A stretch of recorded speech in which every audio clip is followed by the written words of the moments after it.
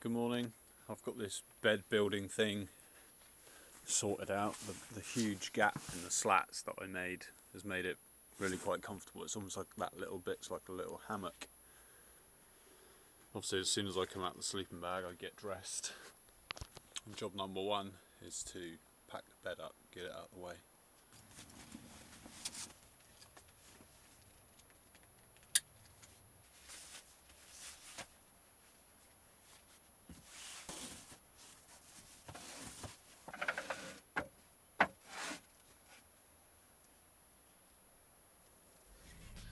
Guess what I'll be doing today? There's a lot of work involved in building downwards, but I think it's more than made up for by the advantages. If you want to remain hidden, go underground. If you can't have lorries deliver masses of material to the site, have your walls made of earth. Can't have a fire for stealth reasons? Only one realistic choice. Now about this pit I'm digging. I don't actually like the temporary pallet wood bed. It's okay, but I want something a bit more roomy. Maybe something with room for company? The idea for the subterranean bedroom started off as just a secret area for storing tools whilst I'm away. A trapdoor in the wooden floor with a small hole beneath and a rug over the top. Now it's taken on a whole new dimension. Eventually I will build a bed down here.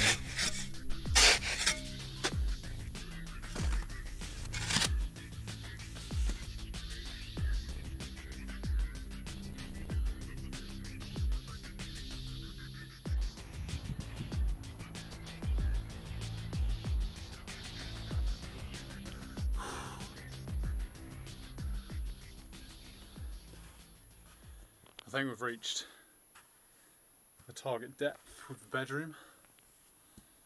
So this is me on my knees. And the ceiling height, I don't know if you can see my hand there. It's a good 10 inches above my head. And that's going to allow me to have a floor which is going to be one thickness of these wooden planks I've got everywhere. And then also the 2x4s on top of here.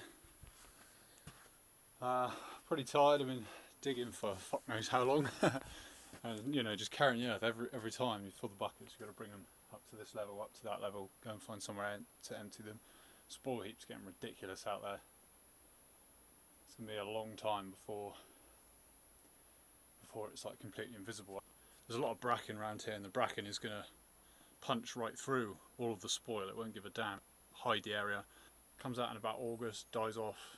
I don't know, end of September, October, that kind of time. That's how long it's going to take. After that, this place is going to be invisible, I think, but until then there's going to be these big piles of yellow sand everywhere. Just looking at the back wall.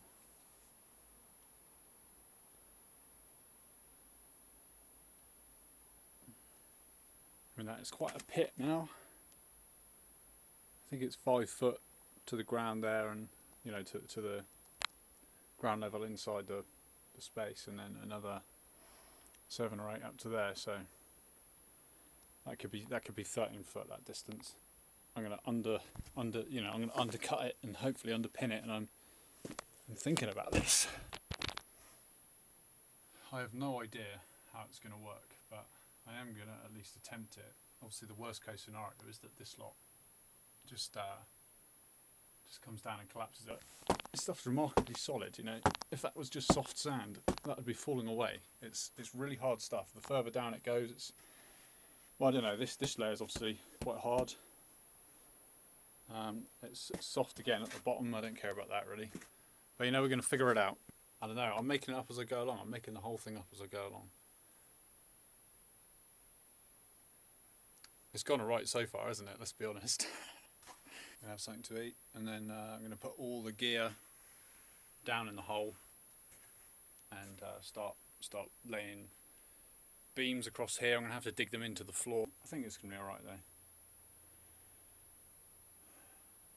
But yeah, I'll be here tomorrow as well, so I'm going to get a lot done in these 2 days.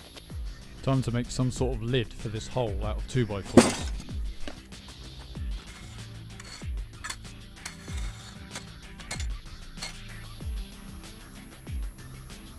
That's not fucking bad. That is fucking good. That's amazing actually how level that is by pure luck. That's not luck, you tool. That's the Holy Spirit level.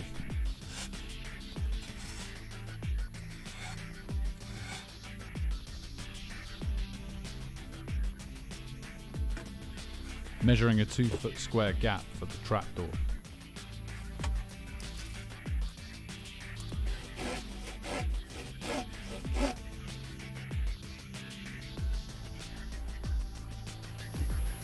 Actually fits really nicely.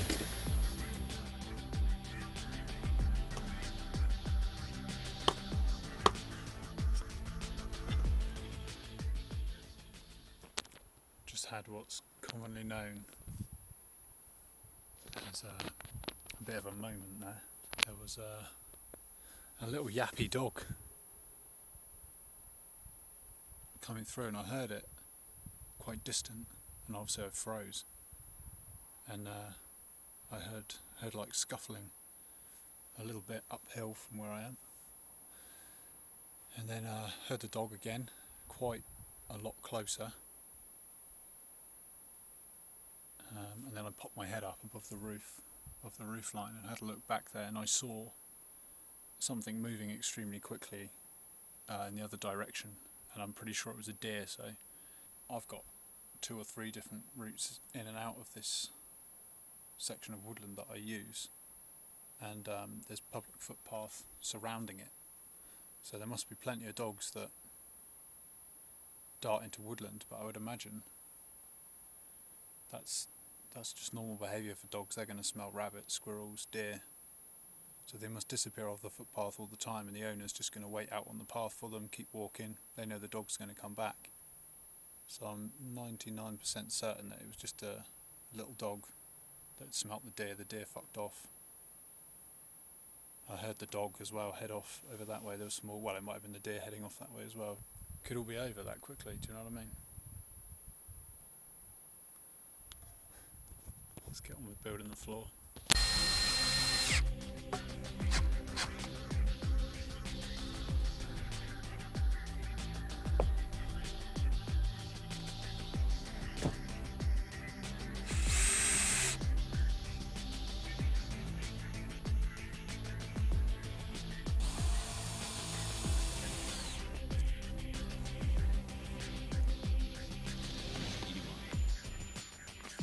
And now I can walk across the room again.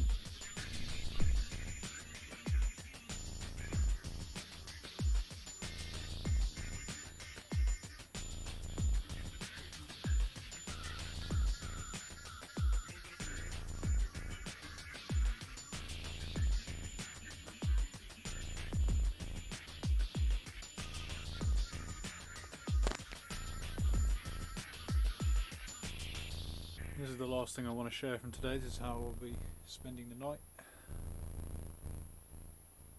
It's my bed, suspended that far off the floor, whatever that is. Better not roll out, eh?